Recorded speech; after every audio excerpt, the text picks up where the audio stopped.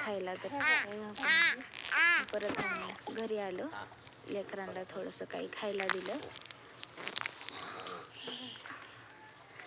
मी पण दवाखान्याला गेल्यावर मग त्यांना पण काही खाणार नाहीत, रडतील म्हणून आधी त्यांना काही खायला दिलं. मग आम्ही गेलो दवाखान्याला, बिस्किट दिले त्यांना खायला. बिस्किट दाखवते, ते काय बिस्किट दाखवते, बिस्किट दाखव.